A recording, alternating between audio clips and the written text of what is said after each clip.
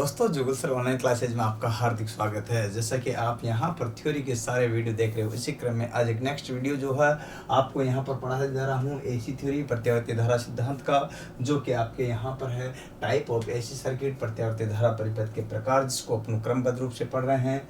यहाँ ये आपके 5वें नंबर का जो है सीरीज आरसी, इससे पहले मैंने आरएल पढ़ाया था, आपको आरसी सर्किट पढ़ रहे हैं आज यहाँ पर। तो यहाँ पर श्रेणी आरसी परिपथ अपन पढ़ रहे हैं। दोस्तों ये क्या होता है, सबसे पहले कि इस परिपथ में ध्यान रखना है यहाँ पर कि वह परिपथ, ध्यान रखना इसकी परिभाषा अगर बनाओगे तो आप कैसे बनाओगे, इसकी डेफिनेशन को अगर जिक्र करते हैं तो कैसे बनाओगे। तो यूँ समझिएगा कि वह परिपथ, वह परिपथ जिसमें प्रतिरोध व एवं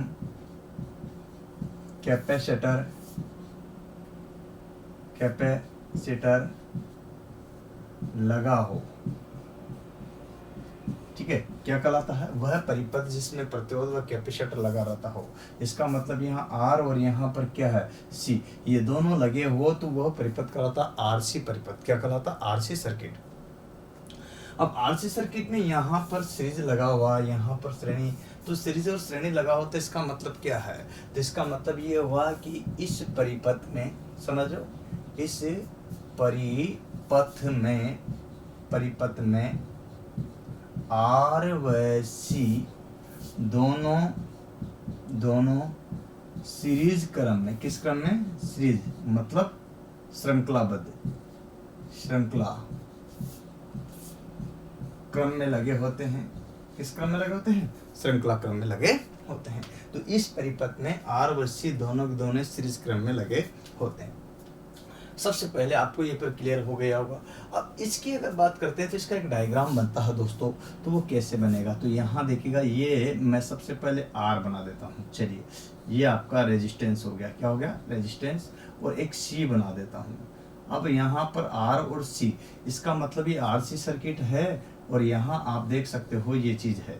तो आरसी सर्किट का अगर बात करते हैं तो यहाँ पर क्लियर करो, तो ये चीज़ देखिएगा, इसको सप्लाई दे दी, तो ये सी था, ये आर था, दोनों की स्टेप को अपने यहाँ पर कवर कर लिया है। तो इसमें देखिएगा यहाँ पर जो है, इसमें रेजिस्टेंस की अगर बात करता हूँ तो अगला आता है कि अगर यहाँ बात की जाए कि रेजिस्टेंस जो होता है, प्रतिरोध किस किस के कारण यहाँ पर जो उत्पन्न होगा, अर्थात कुल जो प्रतिरोध होगा वो कैसे उत्पन्न होगा, अर्थात यूँ समझिएगा कि जेड कैसे प्राप्त होगा। जेड का मतलब प्रतिबाधा, जेड का मतलब क्या होता है, प्रतिबाधा। ये अपन को कुल कैसे प्राप्त होगी, प्रतिबाधा जो होती है एक तरह से इसका कुल प्रतिरोध है, तो यहाँ से लेकर के यहाँ तक का ये अलग है, और इसका भी आपका कैपेसिटर का भी प्रतिरोध रहेगा, तो दोनों का प्रतिरोध होगा। और तीसरा जो ये वायरिंग कर रही है, इनका संयोजन, तो यूँ समझिएगा कि कुल प्रतिरोध की बात करते हैं तो इस तरह से प्राप्त होगा अपन को। कैसे होगा, प्रतिरोध एवं कैपेसिटर व संयोजन तारों। देखिएगा, जो प्रतिरोध होगा उसका भी प्रतिरोध होगा, प्रतिरोध व कैपेसिटर, ठीक है, कैपेसिटर है ना, एवं संयोजक तारों का जो होगा वो कुल प्रतिरोध होगा। इस तरह से अपन को यहाँ पर इसमें कुल प्रतिरोध याद करना होगा। तो ये एक एक चीजें जो कि आपको यहाँ पर मैं क्लियरिफाई बता रहा हूँ, क्लियर कर रहा हूँ। अब इसमें देखिएगा, यहाँ अगर नोट में पहला बिंदु बात करते हैं तो नोट में दूसरा बिंदु आता है, तो आपको पूछा जाता है कि पावर फैक्टर जो होता है वो किस पर निर्भर करता है, शक्ति गुणांक है ना, शक्ति गुणांक वो किस पर निर्भर करता है। तो आपको ये बताना है कि शक्ति गुणांक जो किस पर निर्भर करेगा, तो ये करेगा आर और सी पर। किस पर, आर और सी पर निर्भर करता है। आपसे पूछा जाए प्रतिरोध और कैपेसिटर पर निर्भर करता है, तो इसका पावर फैक्टर जो है ना यहाँ पर आरसी पर निर्भर करता है। लेकिन याद रखना, आपको इस चीज का भी क्लियर होना चाहिए कि किस तरह से करता है ये बात। देखिएगा, मैं यहाँ पर वही बात बता रहा हूँ, तो इसमें देखिए आरसी पर निर्भर करता है, लेकिन यहाँ पर पूछा जाए कि पावर फैक्टर कैसा होता है, तो आपको पता है पावर फैक्टर का मतलब होता है शक्ति गुणांक। और शक्ति गुणांक की बात करते हैं तो शक्ति गुणांक कितने प्रकार का होता है, यहाँ पर शक्ति जो गुणक होता है वो आपका कितने प्रकार का होता है, जिसे अपन बोलते हैं cos फाई। तो वो कौन सा, लैगिंग होता है, लीडिंग होता है, यूनिटी होता है, यहाँ कैपेसिटर होता है। कैपेसिटर में आप जानते हो अग्रगामी होता है। अग्रगामी का मतलब होता है यहाँ पर देखिएगा लीडिंग, क्या होता है, लीडिंग, ठीक है, इसको बोलते हैं यहाँ लीडिंग, और इसी को ही हिंदी में कहते हैं यहाँ अग्रगामी। क्या बोलते हैं? अग्रगामी, है ना। तो अग्रगामी जो है यहाँ पर क्या होता है? शक्ति गुणांक होता है। ये बात क्लियर है, क्योंकि इसमें देखिएगा कारण है अग्रगामी शक्ति गुणांक होने का। क्या कारण है ये भी क्लियर होना चाहिए।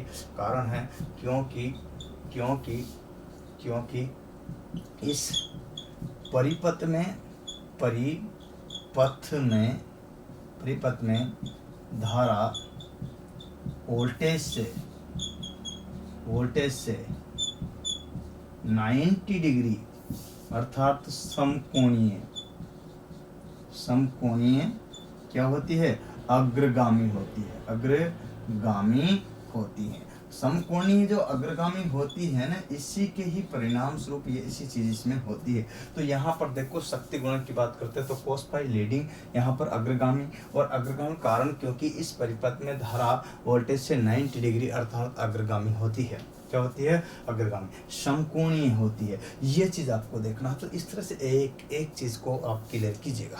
उम्मीद करता हूं दोस्तों ये बातें आपको समझ में आ रही होगी। इसी क्रम में और आगे बात करेंगे अपन यहाँ पर एक एक चीज को। तो यहाँ तक तो आपको क्लियर हो गया। अब आगे अपन चलते हैं। देखिएगा मैं आपको इसमें बताने जा रहा हूँ कि इसमें एक बिंदु ये लीजिएगा। सबसे पहले यदि सुनना बात को, मैं 2 बिंदु लिखूंगा यहाँ, नोट करके आपको समझने की कोशिश करना है। यदि इस परिपथ में, क्या यहाँ पर बात कर रहे हैं, यदि इस परिपथ में, इसे परिपथ मतलब सर्किट में प्रतिरोध के मान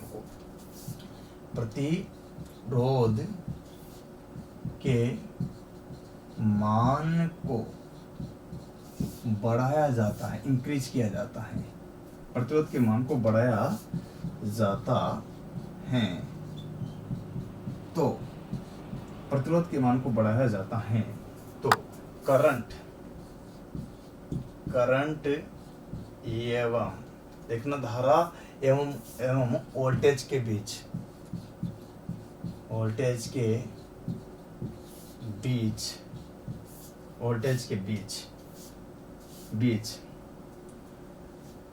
देखना यहाँ पर मैं बता, इसलिए यदि इस परिपथ में प्रतिरोध के मान को बढ़ाया जाता है, इंक्रीज किया जाता है। क्या किया जाता है? इंक्रीज किया जाता है। तो आई का मतलब करंट एवं वोल्टेज के बीच क्या कंडीशन होगी? यहाँ पर देखिएगा, बीच कोण क्या होगा? बढ़ेगा। वोल्टेज के बीच का कोण जो होगा उसकी कंडीशन करी तो यहाँ पर क्या होगा? घटेगा, कोण घटेगा। इस चीज को आप वेरीफाई करना, आराम से समझना। इसको ही मैं यहाँ पर मेंशन करूंगा। तो पहली स्टेप ये बात है। चलिए दूसरी स्टेप में मैं यहाँ पर इसी लैंग्वेज को दूसरी तरीके से लिख दूं। देखना यहाँ पर, यदि ध्यान दीजिएगा, यदि इस परिपथ में ऐसी की ऐसी सेम कंडीशन जो है अपने आरसी में भी होती है, क्योंकि आरसी हो या आरएल हो, यहाँ पर बात करते हैं तो आर तो दोनों के साथ है। जब आर दोनों के साथ, तो ये दोनों चीजें दोनों के साथ ही लागू होगी ना। केवल बदलाव किस में हुआ? बदलाव सी में और आर में हुआ। तो इस चीज को आपको ध्यान रखना। तो यहाँ पर यदि इस परिपथ में प्रतिरोध, ध्यान दो, के मान को बढ़ाया जाता है, देख रहे हो ना, बढ़ाया जाता है तो धारा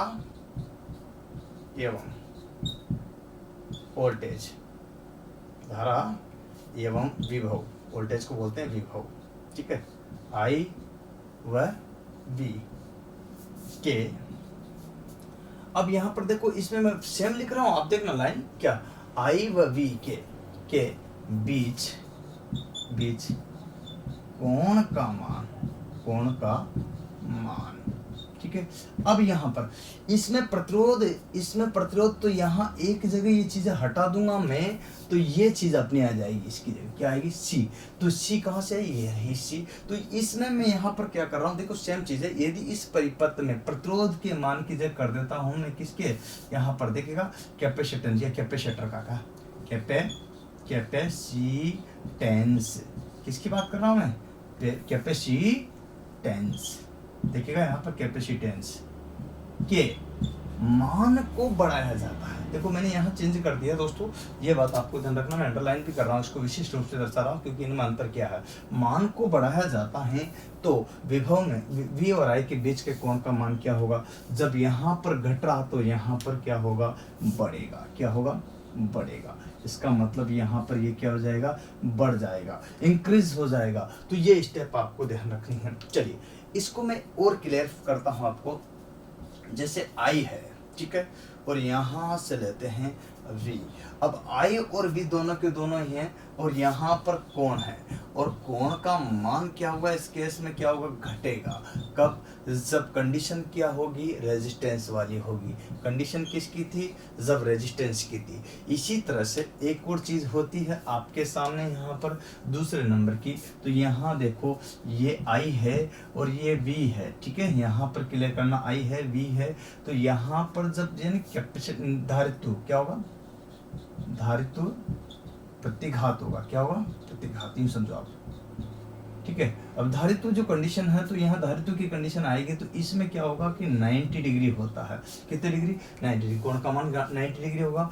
परिणाम स्वरूप देखिएगा यहाँ जो 90 डिग्री होगा, इसके परिणाम स्वरूप इसको बोल देते हैं सेम स्टेप में कि यहाँ दोनों के बीच का जो कोण होगा I और V के बीच, तो इस केस में अपन को क्या होगा कि ये जो कोण होगा ये क्या हो जाएगा, यहाँ पर बढ़ेगा। क्या होगा, बढ़ेगा, इंक्रीज होगा। इंक्रीज होने का कारण आप यहाँ पर समझेगा, क्योंकि इसका जो होता है ना, क्या बोलते हैं अपन, धारा वोल्टेज से क्या होती है, 90 डिग्री आगे रहती है।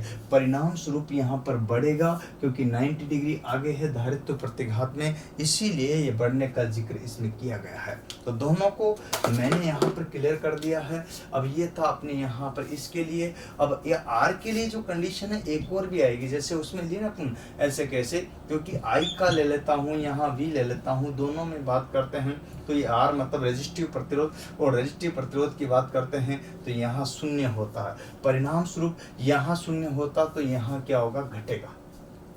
क्या होगा, घटेगा। तो ये चीज आपको छोटी छोटी है परंतु मोटी बातें हैं जिसका जिक्र अपन यहाँ पर कर रहे हैं। चलिए आगे चलते हैं। अब बात करते हैं तो RC परिपथ में अपन इम्पीडेंस ज्ञात करना है। इम्पीडेंस, ठीक है।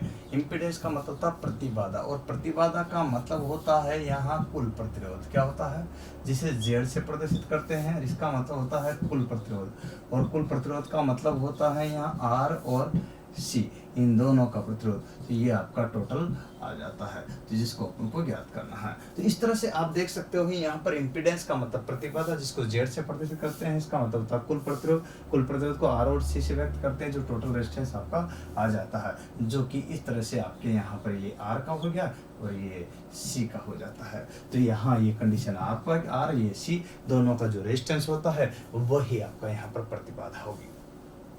चलिए मैं आपको इसमें एक सूत्र कैसे बनता है, इसकी क्या क्या कंडीशनें रहेगी, इससे पिछले वाले वीडियो में भी इसका जिक्र किया गया है, रेजिस्टेंस का, प्रतिबाधा का, इम्पीडेंस का। तो मैं यहाँ जो बात करना चाहता हूँ इस पर, तो एक चीज़ ध्यान रखिएगा। सबसे पहले इसमें मैं बना देता हूँ यहाँ, ये लीजिएगा रेजिस्टेंस। क्या बना देते हैं, रेजिस्टेंस, जो R है, और यहाँ दूसरे नंबर पर अपन C बना देते हैं। तो R और C जब मिलकर के बनते हैं तो यहाँ पर ये चीज़ आपके यहाँ पर क्लियर हो जाती है, और इसी के आधार पर अपन बात कर पाएंगे। तो यहाँ से लेकर के, तो ये चीज़ देखिएगा, यहाँ ये सप्लाई दे दी अपन ने, और सप्लाई भी AC, कौन सी, AC। तो यहाँ AC सप्लाई दे दी जो वेव फॉर्म के रूप में है, ये C है, ये R हो गया ऑलरेडी, ठीक है। तो यहाँ पर मैं बात करता हूँ, तो इसमें यहाँ से लेकर, ध्यान रखना, यहाँ से लेकर के इसके अंदर का जो रेजिस्टेंस है वो, और यहाँ से लेकर के इसके अंदर का जो रेजिस्टेंस है वो। तो मैं यहाँ एक बिंदु बना रहा हूँ जो दोनों का, ये रेजिस्टेंस वाला, एक कैपेसिटर वाला। इसी क्रम में अगर इसका एक ग्राफ बनाते हैं, क्या बनाते हैं, ग्राफ। तो ग्राफ अगर बनता है तो कैसे बनता है दोस्तों, ये लीजिएगा, मैं यहाँ से बनाता हूँ, इधर देखो, ये यहाँ तक चलता है, ठीक है, इधर ठीक है, इधर भी ठीक है। चलिए ये बात क्लियर हो गया आपको। यहाँ आता है, तो यहाँ आता है VC, क्या आता है, यहाँ वोल्टेज आएगा, यहाँ VC नहीं आकर के यहाँ पर क्या आएगा, VR, और यहाँ धारा जो होती है वोल्टेज से क्या होती है, आगे होती है। यहाँ cos 90 और 9 cos 90 90 डिग्री होता है यहाँ पर। अगर बात करते हैं तो ये कोस है, मतलब कोणीय कंडीशन है ये। तो इस तरह से आपके यहाँ आता है ये ओ, यहाँ पर देखिएगा यहाँ ओ बी ए जो भी है आप रख सकते हैं। तो यहाँ पर जो भी अपन क्रमबद्ध कर सकते हैं। तो इस तरह की कंडीशन आपके साथ बनती है। इसको अपन वेरीफाई करते हैं कि ये कैसे हो रहा, एक्चुअल में ये हो रहा तो कैसे हो रहा, ये ग्राफ क्या कर रहा। एक्चुअल में मैं आपको बताता हूँ कि अपने एक भाई था गोरसपरी में पढ़ी होगी, फाइथागोरस प्रमेय में आपको पता है। तो कर्ण स्क्वायर बराबर होता है लंब का स्क्वायर प्लस आधार का भी स्क्वायर। तो ये चीज़ आपके होती है। इसी फॉर्मूले से अपन यहाँ आता है ये चीज़। क्यों? क्योंकि ये चीज़ इसमें त्रिभुज बन करके उभर के आती है, और त्रिभुज के ये कर्ण वाला होता है, ये आधार होता है, तो ये लंब होता है।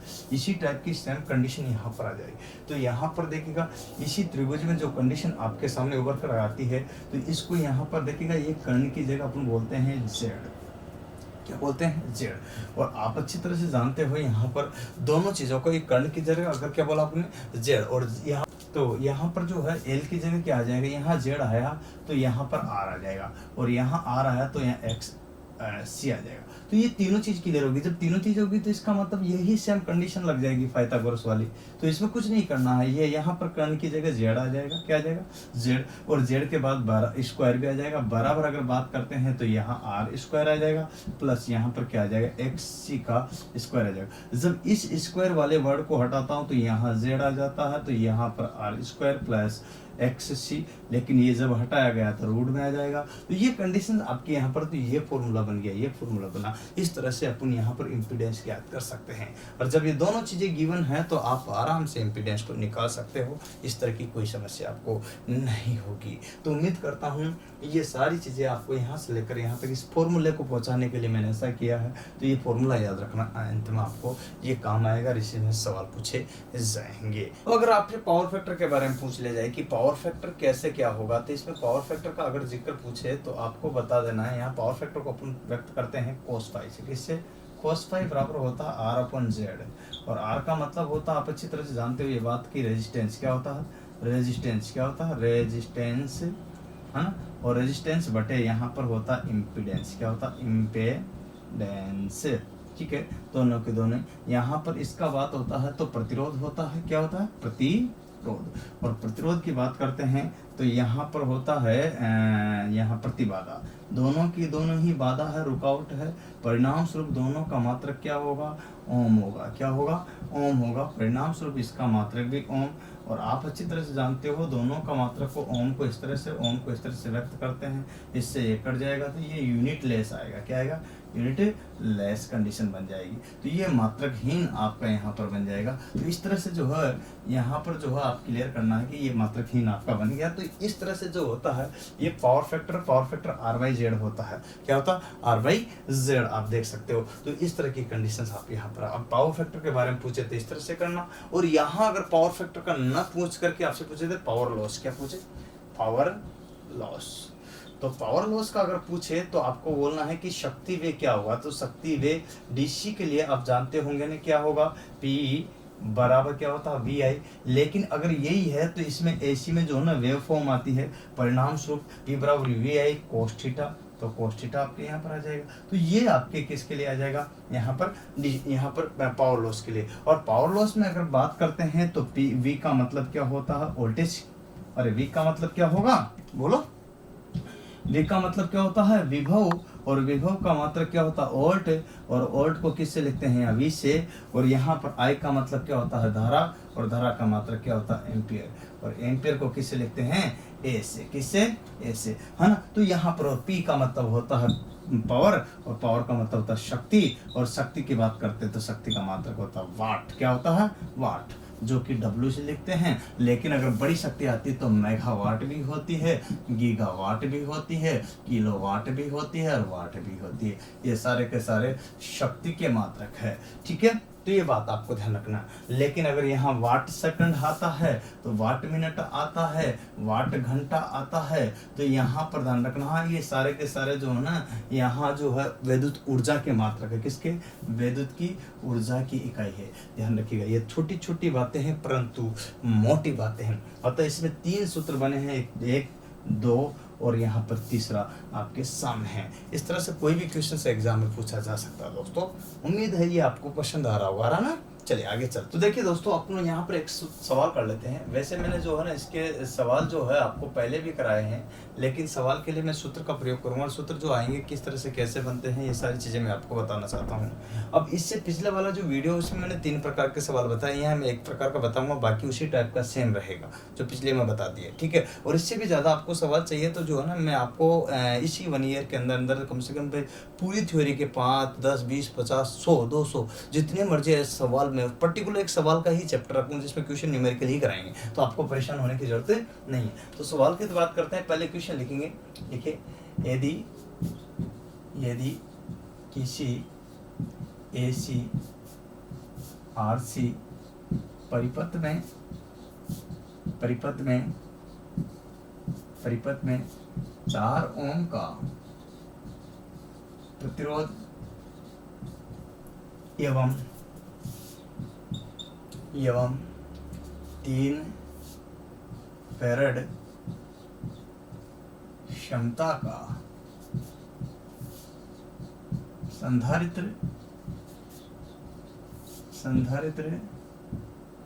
230 वोल्ट की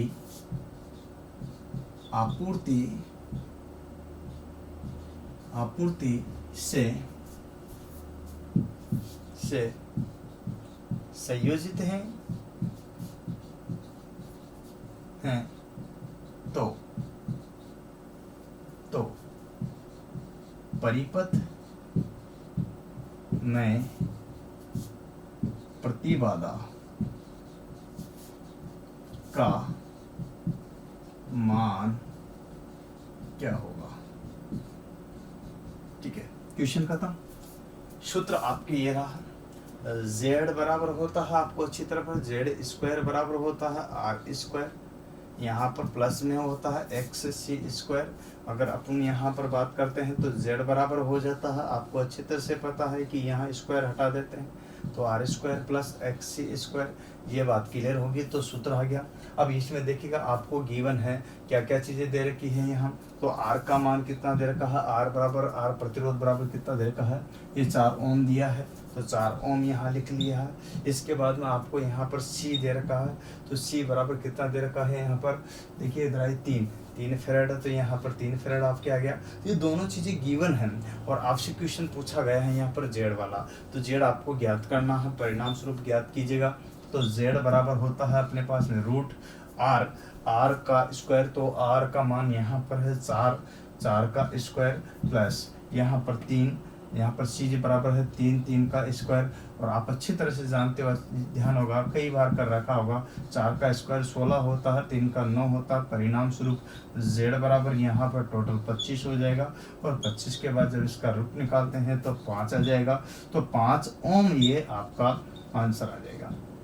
इस तरह से अपन न्यूमेरिकल सवालों को कर सकते हैं। तो एक एक चीज़ को मैं क्लियर और विस्तार से बता रहा हूँ, ये सारे के सारे। और इससे पिछले वीडियो में मैंने 3 प्रकार के सवाल बताए थे, तो इससे पिछले वाला जो वीडियो उसमें 3 प्रकार के सेम उसी की तरह से जो है 3 प्रकार के सवाल इसमें भी हो सकते हैं। परंतु यहाँ पर अंतर इतना सा क्या आता है कि उसमें जो आपके दे रखा था वो सूत्र जो है यहाँ और यहाँ, वहाँ में सिर्फ यहाँ पर क्या आ जाता, यहाँ पर XC आ जाता, वहाँ XL था, क्या था, L था। और आप अच्छी तरह से जानते हो XC और XL में अंतर क्या होता है। XC बराबर होता है 1/2 पाई F और यहाँ C, और जबकि XL बराबर क्या होता है 2 पाई F और C।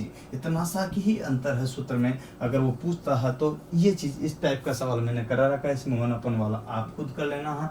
उम्मीद है ये सारे वीडियो आपको पसंद आ रहे हो, तो अपने दोस्तों को, अपने मित्रों को ज़्यादा से ज़्यादा लाइक, सब्सक्राइब और शेयर के लिए करना है। और अपनी ज़िंदगी में कभी भी निराश नहीं होना है, क्योंकि देर है अंधेर नहीं है। इसीलिए तो कहा है जब जगे तब सवेरा है। अर्थात यूँ समझिएगा कि ज़िंदगी में कभी रुकना नहीं है, क्योंकि देखिएगा आप अच्छी तरह से पता है कि ज़िंदगी में कई बार रोशनी, कई बार अंधेरा आता है। और यहाँ जो अंधेरा आता है उसका एक विशेष निचोड़ में बता देता हूँ, क्योंकि ज़िंदगी का एक छोटा राज है। क्या ज़िंदगी का एक छोटा राज है कि अंधेरा बहुत घना है, परंतु किसने कहा आपसे कि दिया जलाना मना है। तो तो संभव है आप प्रकाशित होगे दिया जला करके, और उज्जवल भविष्य की ओर कामनाएं करता हूं। और मैं एक विशेष सूचना और दे देता हूं कि दोस्तों, अपने मित्रों, आजकल डिजिटल ज़माने का ज़माना है। आपको अगर अच्छा लगे तो मेरे पास पढ़िएगा, अगर आपको अच्छा नहीं लगे तो हिंदुस्तान में यूट्यूब पर हज़ारों सैकड़ों जो है टीचर्स आपको मिल जाएंगे एक एक चैप्टर के। तो 10 वीडियो देख करके, 20 वीडियो देख करके, और जो बेहतर से बेहतर पढ़ाता हो आपकी थ्योरी को या आपके सब्जेक्ट को, तो उस पर पढ़िएगा और उसी टीचर से पेमेंट मोड खरीद करके आप अपना अध्ययन कीजिएगा। क्योंकि ज़रूरी नहीं है आप ऑफलाइन पढ़े, ऑनलाइन भी पढ़ सकते हो, और ऑफलाइन भी पढ़ना चाहे तो जहाँ चाहे वहाँ हिंदुस्तान में जा सकते हो। परंतु पहले यूट्यूब पर देख ले कि कौन कैसा पढ़ा रहा, और वहाँ ही जाइए, अन्यथा मत जाना। क्योंकि देखिएगा, व्यवहारिक बात बता रहा हूँ मैं आपको। तो प्लीज़ आज के लिए इतना ही, फिर मिलेंगे नेक्स्ट वीडियो के साथ। जय हिंद, जय भारत, वंदे मातरम।